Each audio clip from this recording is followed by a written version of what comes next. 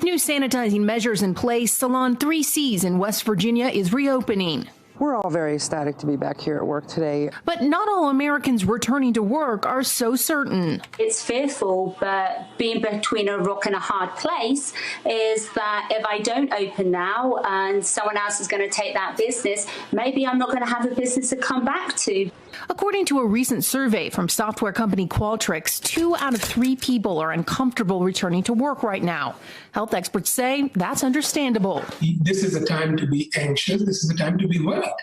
So it's absolutely normal, absolutely anticipated and expected.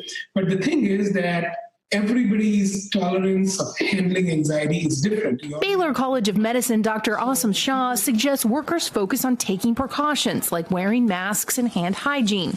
Employers can take gradual steps to ease workers back into routines, especially those scrambling to find childcare. You schedule few of your employees and then or maybe stagger their time. Somebody comes Monday, somebody comes Wednesday, things like that. Employers can also adapt new policies. That recent Qualtrics survey also revealed the majority of workers want to be able to wear masks and socially distance themselves. Almost half would like to see handshakes and hugs banned for now.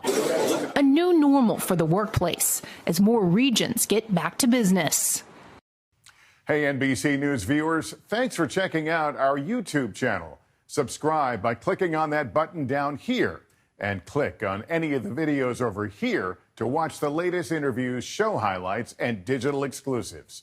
Thanks for watching.